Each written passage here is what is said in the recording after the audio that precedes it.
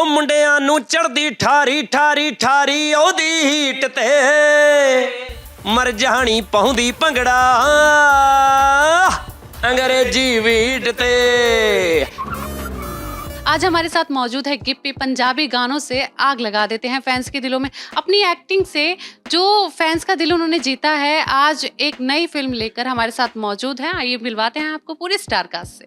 शाहबानी गिरधारी लाल की पूरी star cast हमारे साथ है। आप सबको बहुत बहुत शुक्रिया यहाँ आने के लिए। शुरुआत करते हैं गिप्पी आपसे। तो मूवी से ही शुरुआत करते हैं। सारे काम आपने ही कर लिया, स्क्रिप्टिंग भी कर लिया, प्रोड्यूसर भी है। इतने काम कैसे कर लिया? हमारे पंजाब में सारे ही इतने काम करते हैं जी। हमारे मेन बंदे भी हमारे सब बंदे। आप पंजाबी फिल्मों के सीएम, आप जैसे कहो, पंजाबी फिल्मों के सीएम हैं, बिल्कुल हैं जी। हमें सिखाया गया कि सब काम करने चाहिए और कोई काम बड़ा छोटा नहीं होता। और मैं जेन्युइनली बताऊं आपको, मैंने सच में अपनी लाइफ में बहुत काम किए, मतलब दे नो कि कहाँ से। और इन्होंने भी बहुत काम किए, मतलब हर चीज़ हमने करके देखी है। और इसमें तो ऐसा नहीं है कि इसमें मैंने सारे काम कर लिए, इसमें 500 से ज़्यादा लोगों ने काम किया है, तो उनकी फैमिलियाँ जुड़ी हुई हैं फिल्म के साथ। अब हिमांशी जी का काम तो मैंने नहीं किया, वो तो इन्होंने खुद किया है। करमजीत जी का भी मैंने नहीं किया, वो भी खुद। अच्छा, एक बात, फिल्म की बात करें तो फिल्म में आप बहुत सारी लड़कियों के साथ, जो ट्रेलर हमने देखा है, फ्लर्टिंग करते आ रहे हैं। हिमांशी, आप क्या कहेंगे इसे लेकर? मेन लीड आपकी है तो बहुत सारी लड़कियों की। हाँ, तो फिल्म की जो स्टोरी है उसके बारे में आप क्या कहेंगे? स्टोरी बहुत सिंपल है। एक प्रॉपर जो विलेजर और मतलब बहुत ज़्यादा हेर फेर नहीं है, बिल्कुल ही आपको पैरेलल एक स्टोरी लाइन दिखेगी जो एक पर्सन के अराउंड घूम रही है, जो है गिप्पी जी, गिरधारी लाल के अराउंड ही है पूरी मूवी। उसको रास्ते में लोग मिलते जाते हैं, और जैसे आपके नॉर्मल लाइफ में भी होता है, आपको ज़िंदगी में लोग मिलते जाते हैं, आपके एज के स्टेजेस पे, अलग अलग स्टेजेस पे आपको लोग मिलते हैं, कहानियाँ बनती हैं, किस्से बनते हैं। So this movie is all about this. Anmol sir, आप जो तड़का लगा रहे हैं मूवी में, उसके बारे में बता दीजिए। मेरा इस मूवी में एक इसके बड़े भाई का करैक्टर है, और वैली आदमी है, हमेशा गन पहन के रखता। मेरी हिंदी पे मत जाओ भाई, बात सुनो पहले। हाँ, तो और शराब में हमेशा धुत रहता है। ये करैक्टर है मेरा। तो गिप्पी, शुरुआत हो गई फिल्म के बारे में, लेकिन अगर आपकी आवाज़ ना सुनी जाए तो फिर शुरुआत। बिल्कुल जी, सुना देते हैं जी। ਵਿਆਹ ਸਾਡੇ ਵਿੱਚ ਬੈਂਡ ਵੱਜੂਗਾ, ਵਿਆਹ ਸਾਡੇ ਵਿੱਚ ਬੈਂਡ ਵੱਜੂਗਾ, ਯਾਰ ਵਜਾਊ ਪੀਪੇ ਨੀ ਕੁਲ ਜੀਤੇ ਓਏ।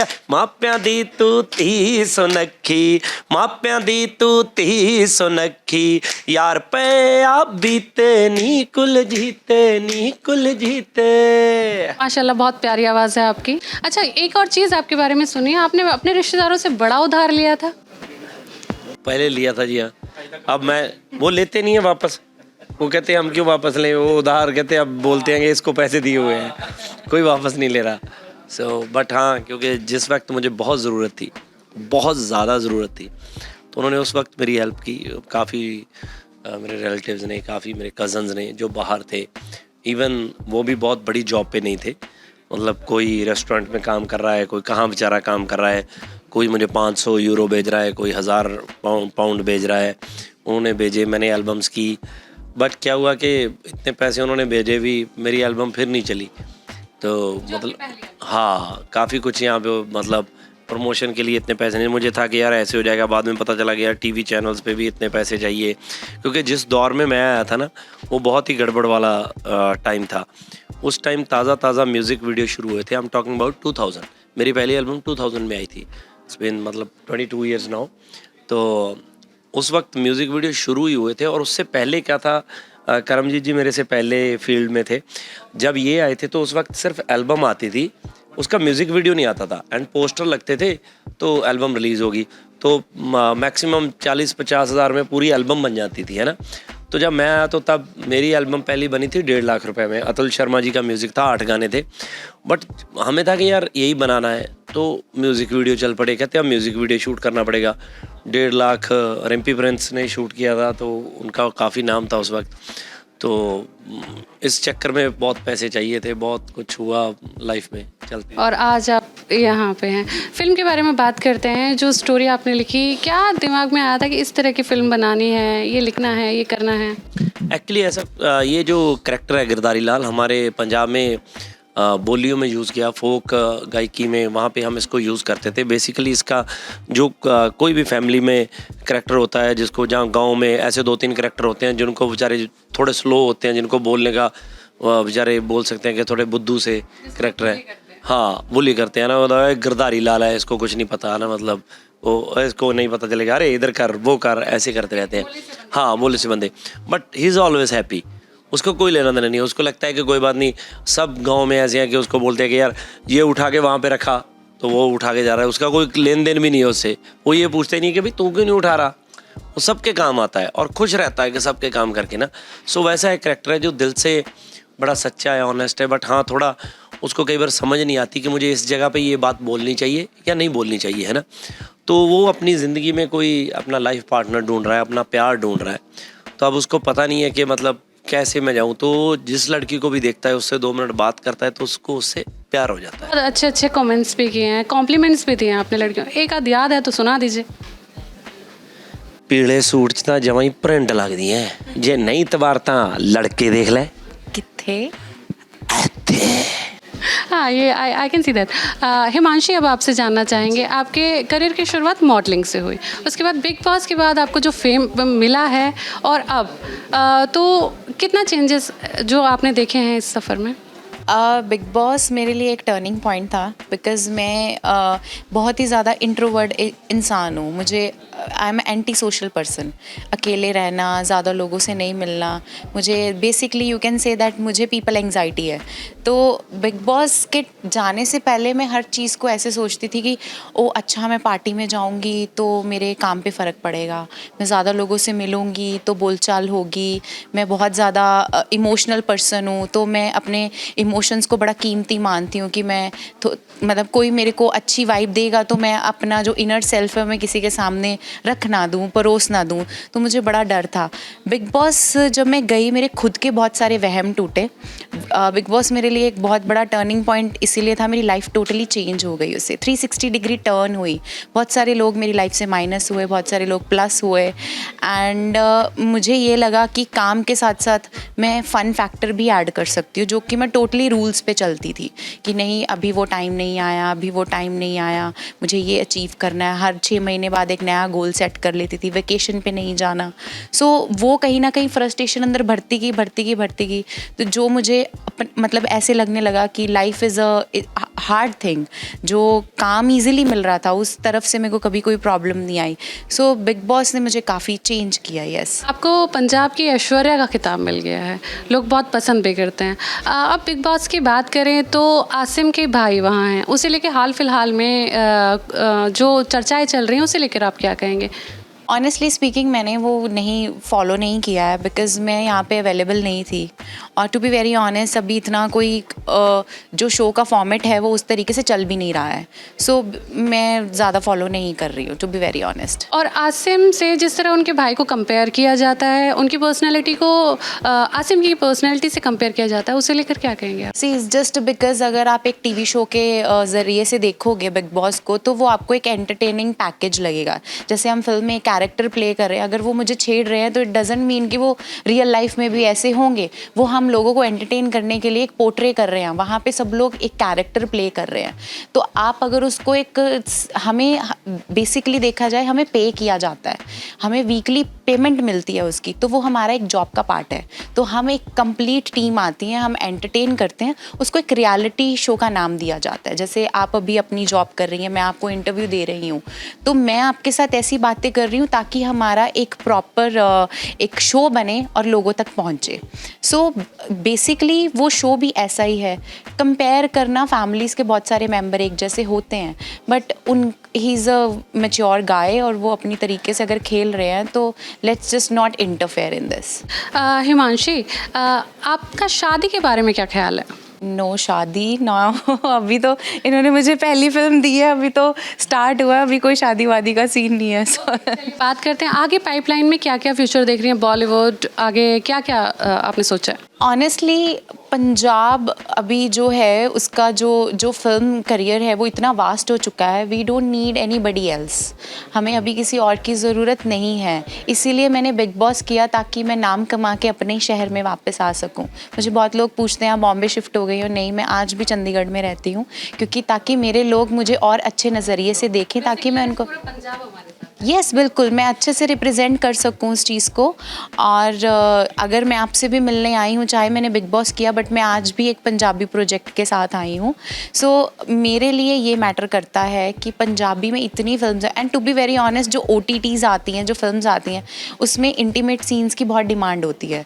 अगर आप खुद भी नहीं कर रहे हो, जैसे मैंने बोला है कि मैं नहीं करूँगी, लेकिन आपके रिवॉल्व बहुत घूमती हैं, हमारी वो ऑडियंस ही नहीं है। मैं अपनी ऑडियंस को कैसे कन्विंस करूँगी कि आप फैमिली के साथ आके देखो। मैंने हर इंटरव्यू में बोला Shawani Girdhari Lal is a film, आप बच्चों के साथ जाओ, आप फैमिली के साथ जाओ, बिकॉज पंजाबी जो आपने बात की है इससे एक और क्वेश्चन मेरे दिमाग में आ रहा है कि हमेशा लड़कियों को बहुत सारी चीज़ें फेस करनी पड़ती हैं, तो एज ए वेमेन आपने कौन कौन सी चीज़ें फेस की हैं और उसे डाउन टू अर्थ ले जाके और हटाया है? बहुत सारी की हैं, बिकॉज़ एज अ आर्टिस्ट जब आप मेरे को हर बार मॉडल बोला जाता था और हमें बेसिक नेसेसिटीज़ के लिए मुझे बड़ी फ़ाइट करनी पड़ी कि अगर मेरे को मेक शूट करना होता था तो मुझे बोलते थे अच्छा झाड़ियों में कपड़े चेंज कर लो। ये रियलिटी बात हुई है। मुझे एक as a girl basic necessity चाहिए थी कि मुझे एक सेफ़ प्लेस चाहिए, चाहे चेंज के लिए, चाहे हमें एक गुड होटल चाहिए जहाँ पे बहुत सारे लोग इन्वॉल्व ना हो। एज अ गर्ल मैं अपनी बहुत सारी फैमिली यस मैं आज भी लेके चलती हूँ। मेरे साथ 2 लड़कियाँ और हैं जिनकी जिम्मेदारी मेरे पर आती है, तो मैं उनकी सिक्योरिटी का भी पूरा ख्याल रखती हूँ। लाइव लोकेशंस भेजते हैं हम एक दूसरे को, चाहे कुछ बुरा ना हो बट हम ऑलवेज रेडी रहते हैं। तो उन चीज़ों को लेके बड़ी ज़्यादा फाइट करनी पड़ी। दैट्स वाई मैंने मूवीज़ भी बहुत लेट की, क्योंकि बहुत सारी चीज़ें हमें डायरेक्ट बहुत गलत तरीके से आती थी। तो मैंने उन चीज़ों को चाहे कभी हाईलाइट नहीं किया, लेकिन मैंने वेट किया कि मेरे तरफ जब बहुत इज्जत से कोई चीज़ आएगी आई विल डू दैट, चाहे वो अब रोल छोटा हो या बड़ा हो। मेरे लोगों को इतना क्लियर हो गया कि हिमांशी ने अगर ये चीज़ की है तो मतलब ये पूरे सेल्फ रिस्पेक्ट के साथ की है। कहते हैं सब्र का फल मीठा होता है, वो शायद आपको धीरे धीरे मिल। या बिल्कुल। सर आपसे बात करते हैं। हंसना अपने आप को खुश रखना जितना मुश्किल होता है, सामने वाले को हंसाना कितना मुश्किल होता है सर? बहुत ज़्यादा, क्योंकि एक गाना होता है ना, गाना आदमी 100 बार भी सुन लेता है एक दिन में, मगर एक जो जोक होता है वो सिर्फ एक बार ही सुना जाता है। और अगर रिपीट करना चाहे आदमी तो बोलता है सामने वाला कि नहीं यार ये तो सुना हुआ है। और हंसाने के लिए हर टाइम नई बात करनी पड़ेगी आपको, तो बहुत टफ जॉब है किसी को हंसाना। सर शुरुआत से जब शुरुआत आपने की थी अपने करियर की, तो कितनी मुश्किलों का सामना करना पड़ा और क्या क्या चीज़ें फेस की? देखिए पहले मेरी शुरुआत सिंगिंग में हुई थी। पहले मैं एज अ सिंगर आया था इस लाइन में, और धीरे धीरे जैसे गिप्पी ने बोला कि वो वीडियो का ज़माना आ गया, तो मेरे पास भी उतने पैसे नहीं थे कि मैं अपने आप को प्रमोट कर पाऊँ। तो भगवंत मान और मैं कॉलेज में इकट्ठे पढ़ते थे, और एक उनका सीरियल चलता था जुगनू कहंदा है, कॉमेडी सीरियल, तो उसमें मुझे ले गए कि आप एक्टिंग करो। तो मुझे कहीं ना कहीं हेजिटेशन थी कि मैं कॉमेडी नहीं करूँगा, मैं सिर्फ गाने के लिए बनाऊँ। बट वो कहता है कि ये भी इसी का पार्ट है, तो और क्या करेगा तू, गांव जाके तेरे को ये तो नहीं बोल रहा कि तू ट्रैक्टर चला खेती कर। तो मैंने किया यहाँ, तो लोगों ने एक्टिंग में और कॉमेडी में ज़्यादा मुझे पहचाना और पहचान मिली, और उसके बाद मुझे फिल्में वगैरह मिली। तो आज आपको पता ही है कि मैं इन 10 सालों में शायद मेरे ख्याल में 90 अबव फिल्में की है मैंने। शुरुआती दौर से आपने भी सिंगिंग की बात की, सिंगिंग के बाद से यहाँ बैठे हैं, तो 1-2 गाने हो जाएं, सुर ताल तो होनी चाहिए ना, तो ही मज़ा आएगा। इन्हीं की मूवी का गाना है मंजे बिस्तरे 2 का, वो मैंने गाया था, वो सुना था। ना मैं बोला ना तू बोले, ना मैं डोला ना तू डोले, नैन समुंदरों डूंगे नी, नैन समुंदरों डूंगे निया, डुब के मरिए आ जा दोवें नैना दे नाल गल्लां करिए, आ जा दोवें नैना दे नाल गल्लां करिए, नी आ जा दोवें नैना दे नाल गल्लां करिए। अब फिल्म का गाना हो जाए। फिल्म का गाना बहुत मैंने ट्रेलर में भी देखा है जी। तो ਚਲੋ ਇਕੱਠੇ ਗਾਉਣੇ ਆ ਜੀ। ਸਾਡਾ ਟਾਈਟਲ ਟਰੈਕ ਹੈ ਜੀ ਸ਼ਾਵਾ ਨਹੀਂ ਗਿਰਧਾਰੀ ਲਾਲ, बट ਅਸੀਂ ਤੁਹਾਨੂੰ ਉਹ ਸੁਣਾਉਂਦੇ ਆ जो ओरिजिनल था, जो फोक था, जो जिससे हमने ये फिल्म का आइडिया बनाया है।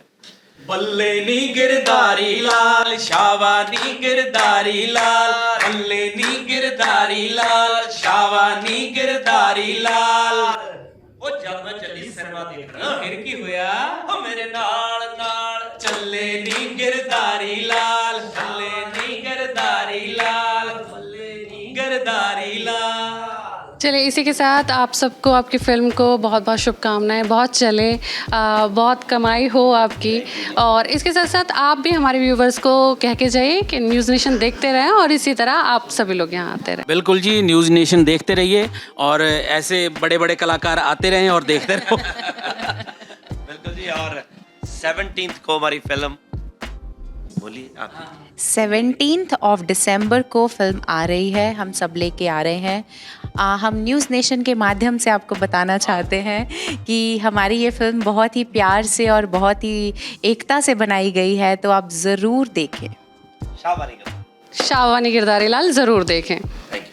सुरों के सरताज, सुरों के बादशाह गिप्पी गरेवाल ने अपने जो गाने के तड़के लगाए हैं, आज तो मज़ा ही आ गया। देखते रहिए हमारे साथ NN बॉलीवुड।